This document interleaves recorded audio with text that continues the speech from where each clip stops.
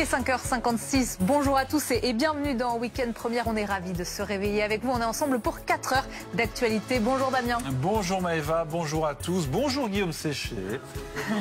Écoutez, il y a bien un moment, il faut revenir. Tout bronzé. Antoine Salva est avec nous également, ça va? L'OM a gagné. Eh oui, et Rabiot, ça va peut-être revenir. La porte est ouverte. Voilà, la porte en tout cas, elle est moins bouclée qu'avant. On va aussi parler de politique avec des déclarations de François Bayrou ce matin. Et nous allons aussi parler de ce drame à Orly. 2 jeunes enfants qui se sont noyés dans un parc de la ville hier. Et on y revient dans quelques instants. Tout de suite, on va jeter un coup d'œil à la météo.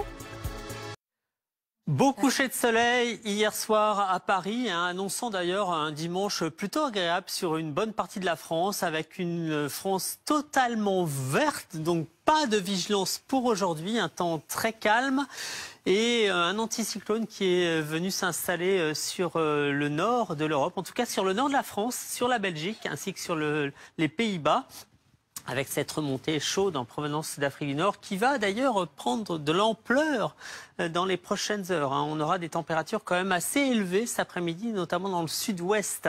Alors ce matin, quelques nuages ici ou là sur les régions du Nord, mais enfin vraiment 3 fois rien, pas de précipitations en tout cas, et un soleil généreux sur quasiment toute la France aujourd'hui.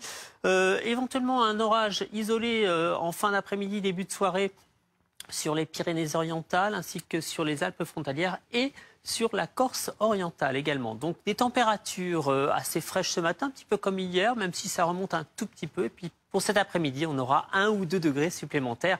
Il fera 25 degrés à Paris, donc à l'ombre, et jusqu'à 32 degrés dans le sud-ouest. Ce sont déjà des fortes chaleurs. Et demain, eh bien, il fera encore plus chaud puisque l'air chaud en provenance du Maroc et d'Espagne remonte vers nous. 27 degrés à Paris, 35 degrés à Bordeaux, un pic de chaleur avec donc du soleil quasiment partout, même si ça se voile un petit peu quand même sur les régions du sud. Merci de vous réveiller avec l'équipe de Week-end Première. Il est pratiquement 6h à la une ce matin. L'appel lancé par François Bayrou à quelques jours d'une rentrée sociale et politique à haut risque. Seule l'adhésion des Français peut changer les choses, dit le Premier ministre qui s'exprime dans les journaux ce matin. 2 très jeunes enfants se sont noyés hier après-midi dans un lac à Orly, en région parisienne. Les 2 cousins ont échappé à la vigilance de leurs parents dans un parc où la baignade est interdite. Nous irons également en Ukraine. C'est aujourd'hui la fête de l'indépendance. Nous verrons comment et dans quel état d'esprit la population marque l'événement. C'est le dernier week-end de grand retour. Pas toujours facile la reprise. Qu'en disent les spécialistes? Vaut-il mieux anticiper l'angoisse ou alors l'oublier totalement? Vous aurez la réponse dans ce journal. Mais où sont passés les cinéphiles? Depuis le début de l'année, la fréquentation en salle est en baisse de près de 15%. En juillet, c'était même 17% de moins. On verra si c'est un problème de programmation, de tarifs ou de concurrence des plateformes. Et puis les sports, Antoine. Avec du rugby, les joueuses de l'équipe de France ont bien démarré leur Coupe du Monde en Angleterre. Victoire 24-0 devant l'Italie.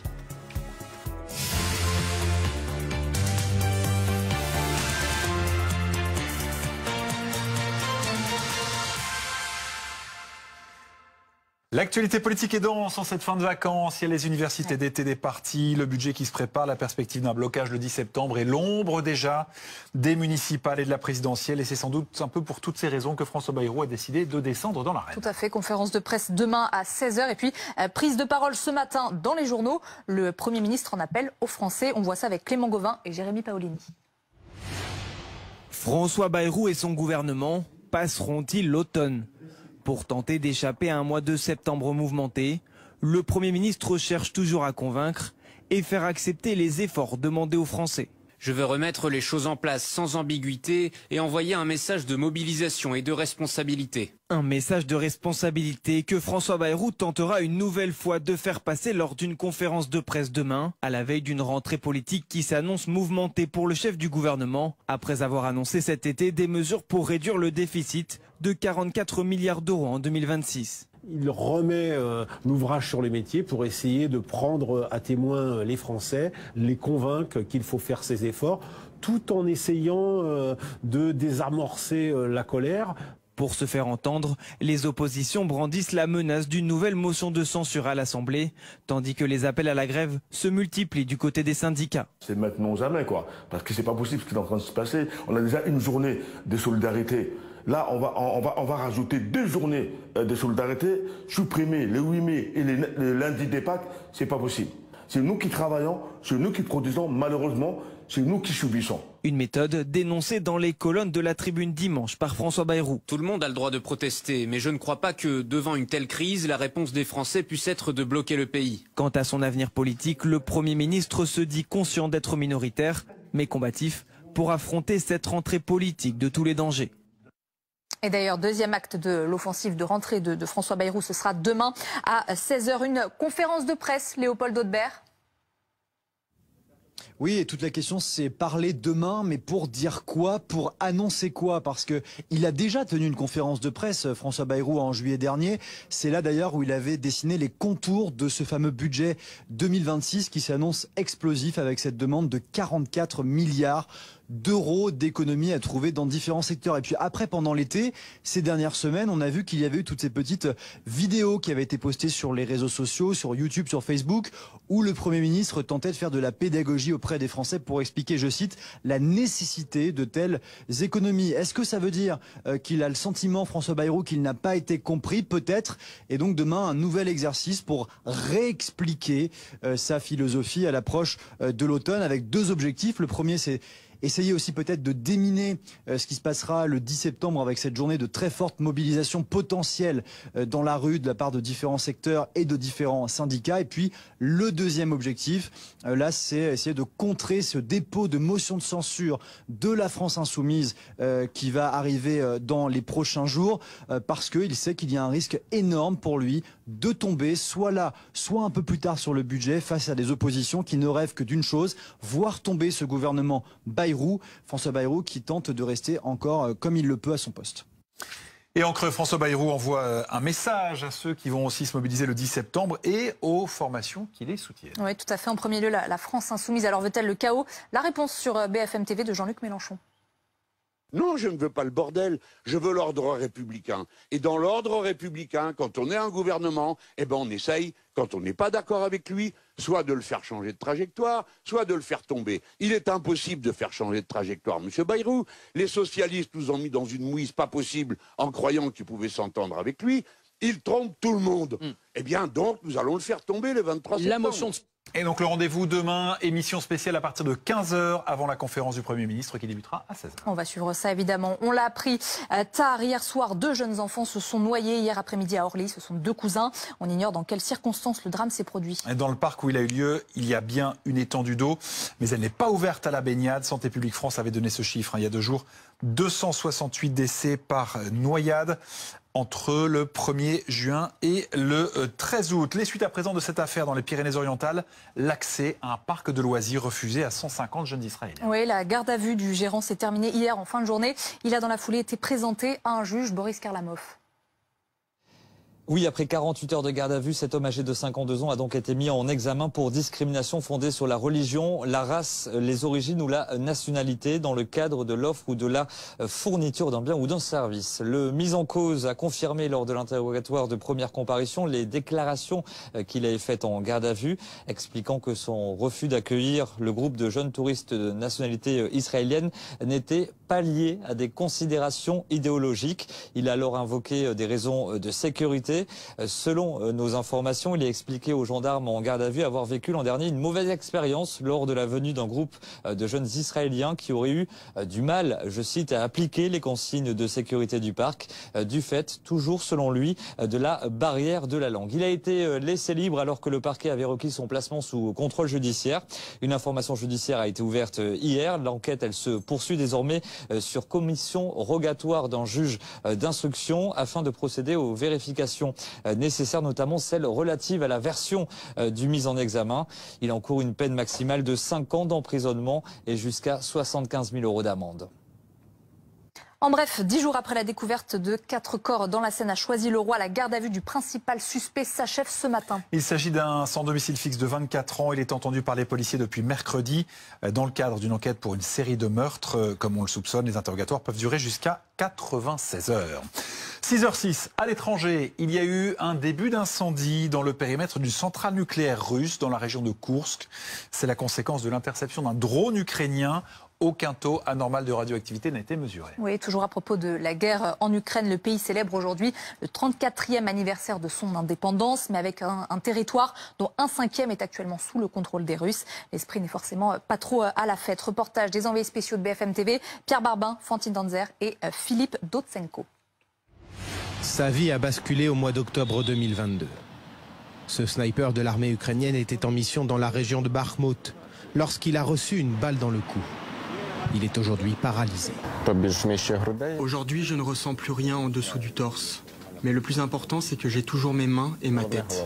Sacha a pourtant choisi de rester vivre en Ukraine avec sa compagne, car il croit à l'indépendance de son pays. Les Ukrainiens continueront à se battre jusqu'au bout.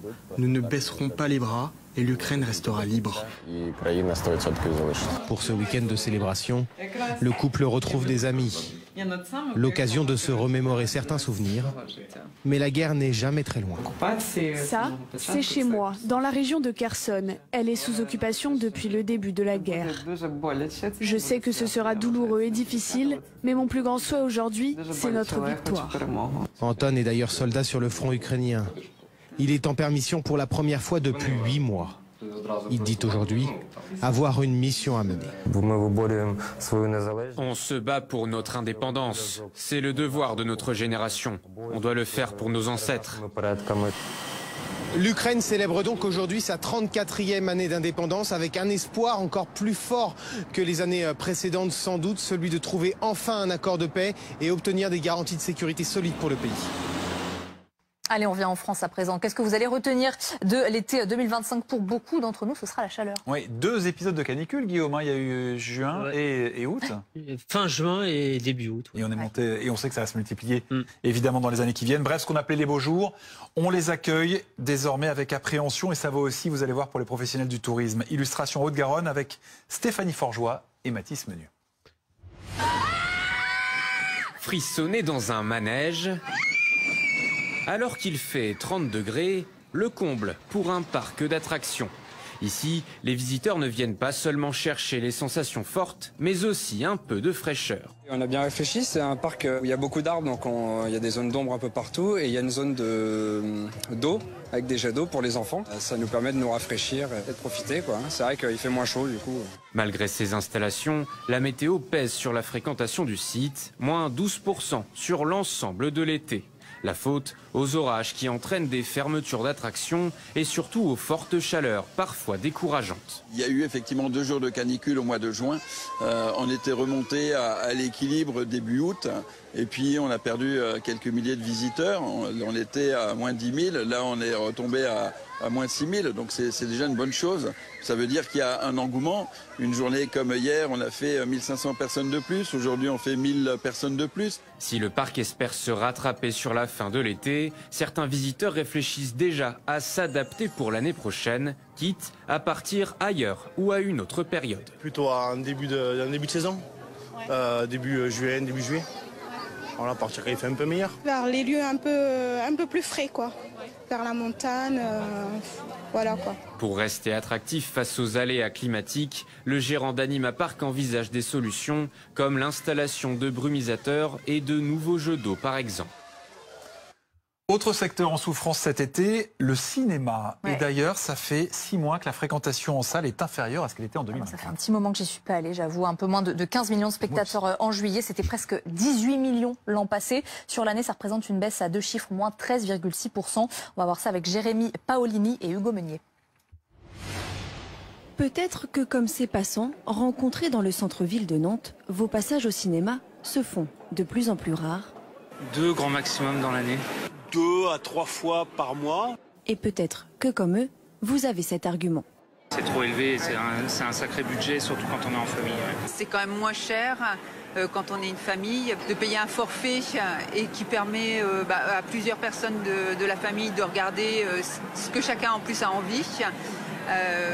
Que d'aller au cinéma à 4 ou 5. C'est beaucoup moins la qualité de ce qui est proposé que des questions financières. Hein. Avec un billet au prix moyen de 7,42 € l'année dernière, la fréquentation dans les salles est en berne, moins 13% par rapport à la même période en 2024. Pour les professionnels du secteur, il ne s'agit donc pas seulement des tarifs. L'année dernière, au mois d'avril, il y a un petit truc en plus qui est sorti.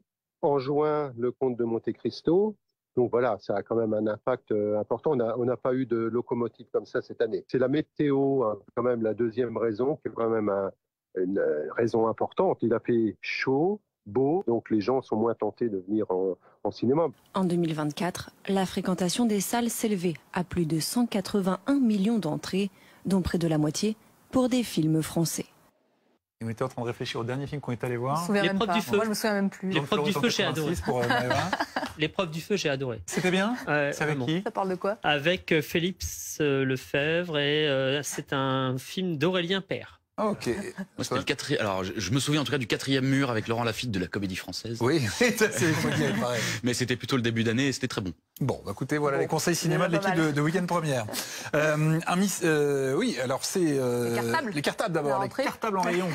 Les cartables en rayon, il y a des feuilles par terre dans la rue, conséquence de la chaleur. Ça sent quand même déjà un peu la rentrée. Ouais, on est désolé de vous déprimer comme ça pour le week-end, un dimanche matin. D'ailleurs, est-ce une fatalité, le petit blues de la rentrée? On va voir ça avec Antoine Forestier et Léa Sombray. Voilà, c'est fini. Pour eux, elles sont bel et bien terminées. Fini les vacances ensoleillées. Là, il fait pas très beau, hein. Pas trop de soleil, tout ça. Ces Parisiens de retour dans la grisaille plongent déjà dans une certaine déprime. C'est toujours un petit peu dur de reprendre après 3 semaines à rien faire, entre guillemets. Donc ouais, je prends toujours un petit jour en plus après le week-end. Comme ça, je reprends le mardi en télétravail. Normalement, ça paraît un peu moins compliqué. Je peux comprendre ceux qui vraiment veulent profiter au maximum des vacances et rentrer au dernier moment. Mais c'est vrai que je suis pas trop de cette catégorie-là. Je préfère vraiment reprendre en douceur pour que le retour soit moins brutal, quoi. Je vais reprendre les devoirs et ça c'est un peu ennuyant. Le blues de fin des vacances, un grand classique pour les professionnels de la santé mentale.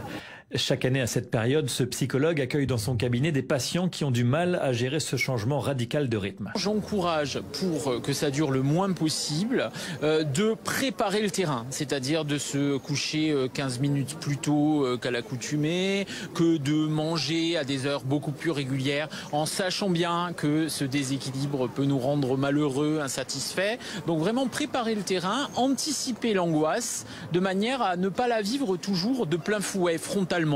Réserver son futur voyage peut aussi être un bon moyen de retrouver le sourire. Après tout, les prochaines vacances scolaires ne sont que dans 55 jours. Les popcorn et tout. Un mystère à présent, ce nouveau graffiti qui a été découvert à Marseille. Il est signé Bansky, pas Banksy, Bansky. Oui, on ne s'est pas planté. L'artiste cette fois est français. Et vous allez voir, il a bien choisi l'endroit. Ismaël Stambouli. À côté du Banksy sous verre, sa parodie, un Bansky qui provoque. Là, tu as le vrai et là, tu as la copie qui se moque. Et ils vont le protéger celui-là? Non. Un clin d'œil au phare de Banksy, protégé par une vitre de plexiglas après avoir subi des dégradations en mai dernier. Il n'a pas massacré le dessin de l'artiste. C'est une très bonne boutade. This is art. C'est de l'art, et ça aussi, c'est de l'art. Donc tout le monde est égal. Je vois pas l'intérêt de le protéger, que ce soit Banksy, Picasso ou un autre. Du moment que c'est fait dans la rue, c'est fait pour être éphémère. Sinon, on le met au musée, et là, on le protège. Derrière ce nouveau graffiti, un artiste français, Tapas Nocturne. Son objectif, à dénoncer la sacralisation de certaines peintures. Tous les jours, des centaines d'œuvres issues du mouvement graffiti sont effacées et des pans entiers de l'histoire de ce mouvement disparaissent. Des gens prennent des risques et des amendes pour des peintures perçues comme du vandalisme par le grand public, alors que d'autres se retrouvent protégées et félicitées. Les deux œuvres sont à retrouver à quelques pas de la corniche. Reste à savoir si le nouveau graphe sera effacé ou dans une vitrine. Soyez bien prudents aujourd'hui encore si vous devez prendre la route du retour. C'est orange dans le sens des retours. Hier, on a enregistré un pic à plus de 800 km de bouchons. C'était à la mi-journée. Et dans ces bouchons, il n'y avait ni Perrine Storm, que vous connaissez, ni Dominique Tenza, que vous allez découvrir. Vous allez voir, il est super. Les deux présentateurs de la matinale de BFM TV étaient ici au boulot. Dernière répétition avant les grands débuts demain de BFM Première. Elliot Francom et Léa Morel. Bonjour et bon réveil à tous, bienvenue sur BFM TV, bienvenue sur le canal 13 BFM Première. Voici à quoi ressemblera votre nouvelle matinale. Sur BFM TV dès demain, Dominique Tenza et Perrine Storm vous réveillent dans la bonne humeur. C'est un honneur de pouvoir succéder à Christophe Delay après 17 ans de matinale. C'est aussi une forme de pression, surtout beaucoup d'enthousiasme en fait. Le but c'est vraiment de faire en sorte qu'avec Perrine, les gens aient envie le matin de se réveiller avec nous. Un nouveau rendez-vous avec pour l'occasion un plateau flambant neuf, plus chaleureux. On a aussi une nouvelle table qui a été mise en place. Cette nouvelle table elle est beaucoup plus ouverte, aérée, beaucoup plus lumineuse et ça va nous permettre d'avoir une matinale qui est plus une matinale d'accueil. On a aussi un petit coin canapé qui a été rajouté, toujours dans le même esprit, faire en sorte que les gens se sentent un peu comme chez eux, dans leur salon, dans leur cuisine le matin. Au programme, de l'actualité toutes les demi-heures, des éditorialistes et leurs regards sans concession, mais aussi de nouveaux rendez-vous, toujours à vos côtés. On va avoir Thomas Herman qui va tous les matins sillonner la France, aller aux quatre coins du pays, à la rencontre des téléspectateurs, des téléspectatrices de BFM TV pour nous raconter l'actualité au plus près du terrain. Et puis on a aussi Renaud. Renaud, c'est un nouveau rendez-vous un peu original. Renaud, il va vous rendre service, il va venir chez vous, vous aider. Donc ça aussi, on en est très fiers. Et puis il y a plein de surprises que vous découvrirez tout au long des jours, de la semaine. BFM Première, c'est demain, dès 6h.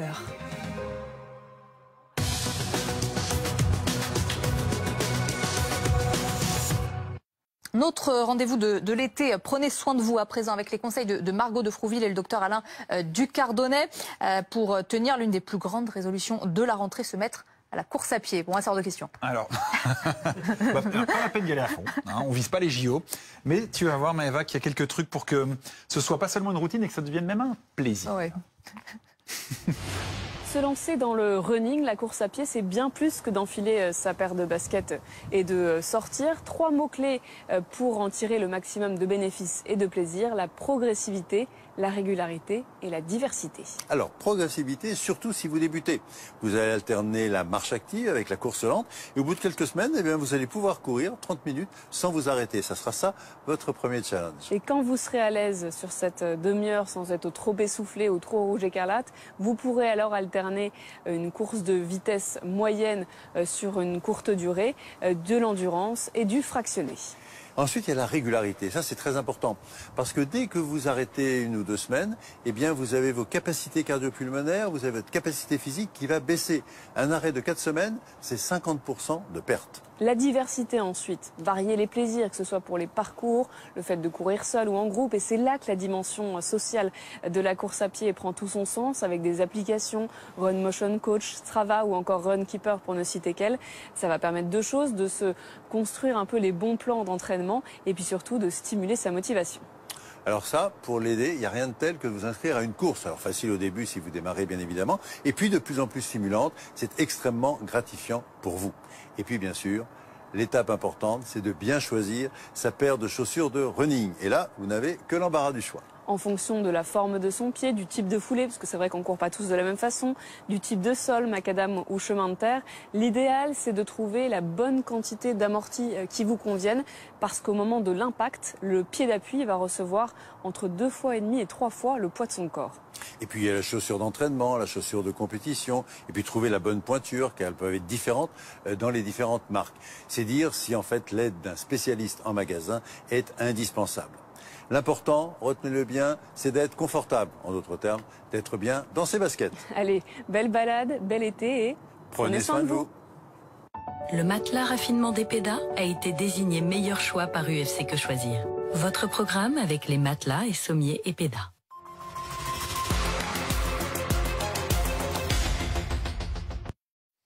L'écho du week-end. Alors, c'est un peu la corvée des fins d'été. Je ne sais pas où vous en êtes de vos courses de fourniture. On est à 10 jours de la rentrée et on peut vous dire que c'est le moment d'y aller. Oui, pourquoi? Parce que l'UFC Que Choisir s'est aperçu que les prix variaient beaucoup entre mi-juin et mi-septembre. Vous allez pouvoir le constater. Ça va très fortement augmenter dans les jours qui viennent. Reportage en rayon de Coralie Henel avec Eléa Morel. Fini les vacances, c'est l'heure des fournitures.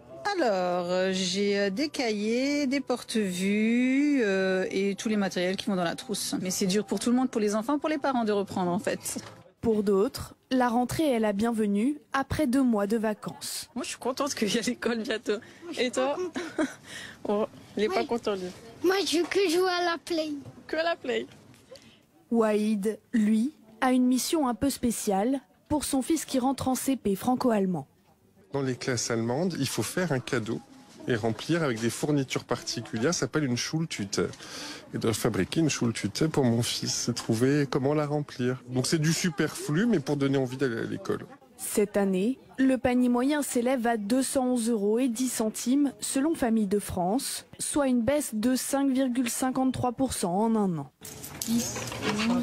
Pourtant, le prix reste la principale préoccupation des parents, selon la gérante du magasin. Ils sont stressés parce qu'ils ont peur que ça coûte cher. On a un poids promo qui est très important puisqu'il ne cesse d'augmenter d'année en année pour arriver jusqu'à 20% des articles qui sont achetés qui sont en promotion. Le magasin, lui aussi, enregistre une hausse de 20% de sa fréquentation par rapport à l'an dernier. Il fera très chaud en Aquitaine cet après-midi, mais surtout demain après-midi, avec des températures largement supérieures à 30 degrés, notamment à Bordeaux. 32 degrés, par exemple, à Bordeaux cet après-midi. Alors, on doit cette chaleur à ce courant de secteur sud qui nous vient tout droit du Maroc et d'Algérie, en passant par l'Espagne et en concernant donc notamment les régions du sud-ouest cet après-midi, mais progressivement toute la France dans les prochaines heures et notamment demain. Avec donc ce ciel dégagé ce matin, quasiment partout, hormis quelques nuages sur les régions du nord. Cet après-midi, on aura à peu près le même type de temps, avec donc un temps sec en général, sauf sur les Alpes frontalières, ainsi que sur la Corse orientale et éventuellement les Pyrénées-Orientales, avec peut-être une ondée orageuse en fin de journée. Des températures donc qui vont peu à peu grimper grâce au soleil et au courant de secteur sud. On aura plus de 30 degrés donc cet après-midi dans le sud-ouest et demain, eh bien, il fera encore plus chaud. Figurez-vous qu'il pourrait même faire jusqu'à 35 degrés à Bordeaux et 27 degrés à Paris. Il est 6h28, merci pour votre fidélité. À la une de l'actualité, l'effondrement d'un gigantesque pan de falaise. Ça s'est passé vendredi sur une plage de Seine-Maritime. Aucune victime, juste une belle frayeur. Alors comment expliquer un tel éboulement? Réponse dans ce journal. Les suites après qu'un groupe de Bayrou à l'offensive, le Premier ministre défend son plan d'économie. Il s'exprime dans les journaux ce matin avant une conférence de presse demain, alors que les oppositions se mobilisent, en tête Jean-Luc Mélenchon. Après qu'un groupe de 150 jeunes Israéliens s'est vu refuser l'accès d'un parc de loisirs, le gérant du site a été mis en examen hier. Laissé libre après son interrogatoire, un juge d'instruction a été saisi. Les propos de Matteo Salvini ne passent pas. Le vice-premier ministre italien reproche à Emmanuel Macron de soutenir l'envoi de troupes en Ukraine. Il l'appelle à aller se battre lui-même. En réaction, Paris a convoqué l'ambassadrice d'Italie en France. Et nous retrouverons notre correspondant à Rome. La tension qui redescend du côté de l'OM après la polémique Adrien Rabiot. Hier, l'entraîneur marseillais a tendu la main à son milieu de terrain. Il envisage une réintégration. L'OM qui a battu le Paris FC 5-2.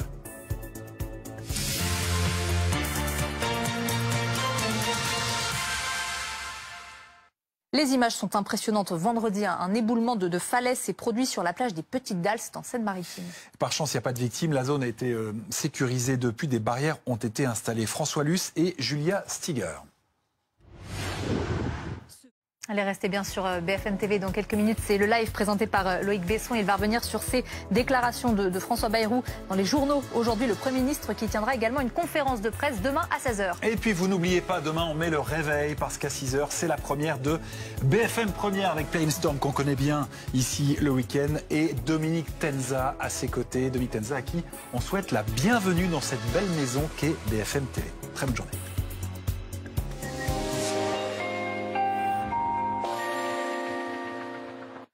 Beau coucher de soleil hier soir à Paris, annonçant d'ailleurs un dimanche plutôt agréable sur une bonne partie de la France, avec une France totalement verte, donc pas de vigilance pour aujourd'hui, un temps très calme et un anticyclone qui est venu s'installer sur le nord de l'Europe, en tout cas sur le nord de la France, sur la Belgique ainsi que sur les Pays-Bas. Avec cette remontée chaude en provenance d'Afrique du Nord qui va d'ailleurs prendre de l'ampleur dans les prochaines heures. On aura des températures quand même assez élevées cet après-midi, notamment dans le sud-ouest. Alors ce matin, quelques nuages ici ou là sur les régions du Nord, mais enfin vraiment 3 fois rien, pas de précipitations en tout cas, et un soleil généreux sur quasiment toute la France aujourd'hui. Éventuellement un orage isolé en fin d'après-midi, début de soirée, sur les Pyrénées-Orientales ainsi que sur les Alpes frontalières et sur la Corse orientale également. Donc des températures assez fraîches ce matin, un petit peu comme hier, même si ça remonte un tout petit peu. Et puis pour cet après-midi, on aura 1 ou 2 degrés supplémentaires. Il fera 25 degrés à Paris, donc à l'ombre, et jusqu'à 32 degrés dans le sud-ouest. Ce sont déjà des fortes chaleurs. Et demain, eh bien, il fera encore plus chaud, puisque l'air chaud en provenance du Maroc et d'Espagne remonte vers nous. 27 degrés à Paris, 35 degrés à Bordeaux, un pic de chaleur avec donc du soleil quasiment partout, même si ça se voile un petit peu quand même sur les régions du sud.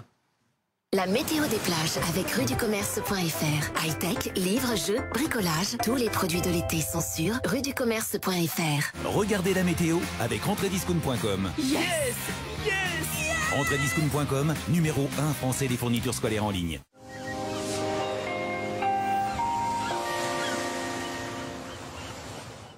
Des conditions agréables en bord de mer aujourd'hui avec du soleil, un vent faible, des températures de saison, par exemple 21 degrés sous les parasols à Deauville avec donc un léger voile nuageux, du soleil également sur la façade atlantique, des températures un petit peu plus élevées que sur les côtes de la Manche et puis près de la Méditerranée là, eh bien grand soleil également, des températures très agréables, 25 degrés aux Saintes-Maries-de-la-Mer, 22 degrés dans l'eau. Et un petit peu plus à l'est, notamment vers la Corse, eh bien, vous aurez des températures dans l'eau et dans l'air eh bien, à peu près équivalentes. Par exemple, à Aléria, 26 degrés à la fois sous les parasols et dans l'eau. C'était la météo des plages avec ruducommerce.fr. High-tech, livres, jeux, bricolage, tous les produits de l'été sont sur ruducommerce.fr. C'était la météo avec entrediscount.com. Yes, Entrediscount.com, numéro 1 français des fournitures scolaires en ligne.